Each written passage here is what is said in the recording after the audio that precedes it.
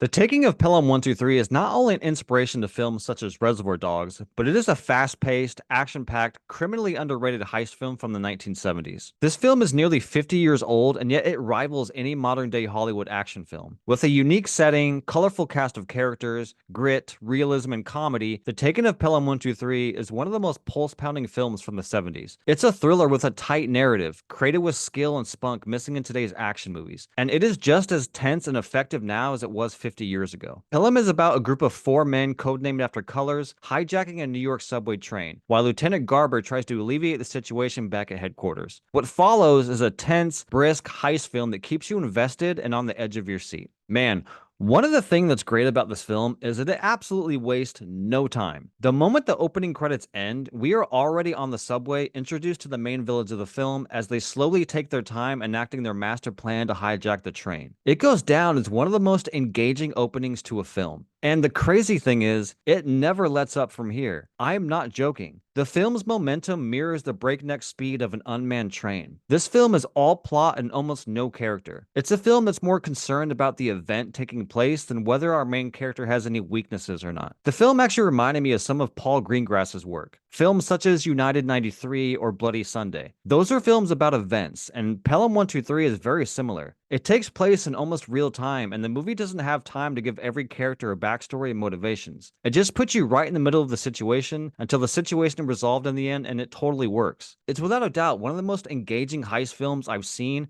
and that's saying a lot considering how many great heist films there are. And one of the biggest reasons Pelham 123 works is its tone and setting. This is the film that is photographed in New York City, and you can feel the grit oozing from the screen. If you've seen films such as The French Connection or even something like Taxi Driver, then this will look all too familiar. If this was filmed today, New York would probably be represented in a flashy, clean way. But watching Pelham 123, you can sense the grimy look and feel of New York, and it adds to the overall experience. And the tone is also effective. For the first 10 minutes or so, there is no music score, and with an absent score, the film sucks you into its tense images that open the film. There's also a sense of realism to the film. All of the side characters you see through the film's runtime feel like real people, whether it's the guy pacing up and down the subway or even some of the hostages on the train. Everyone and everything in this film feels authentic. Every employee of the subway company feels like they pulled people straight off the street of New York to play these parts. Even if you told me that all of these people are well-established actors, I wouldn't believe you.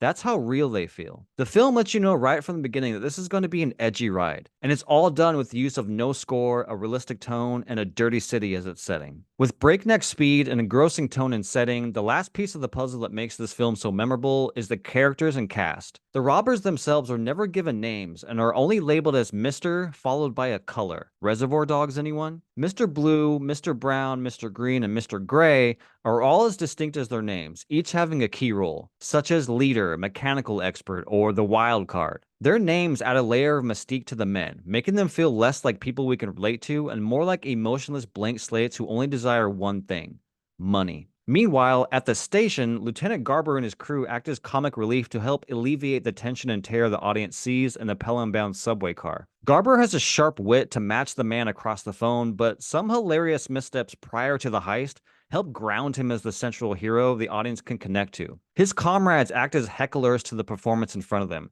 expressing their frustrated views in equal amounts of comedic quips to both Garber and the criminal crew. In addition, we meet the New York City mayor with nothing but the election on his mind, a patrol officer who was a little too close to the action, and the entrapped subway car passengers who range from a mother with children to a pimp hoping to make a criminal connection. Every character in this film adds something authentic to the overall New York experience, and it's incredible to watch. It's a damn shame that no one really talks about this movie. It's criminally underrated, and I hope more people get a chance to watch it. The 50-year anniversary is coming up in October, and I hope the media celebrates this film, allowing its readers or viewers to get exposed to how amazing this movie is. If you're someone who loves films like Speed, Unstoppable, or if you're just, a heist film fanatic, then this is a must-watch. The Taking of Pelham 123 is a special movie, and one that goes down as one of the most entertaining movies from the 1970s.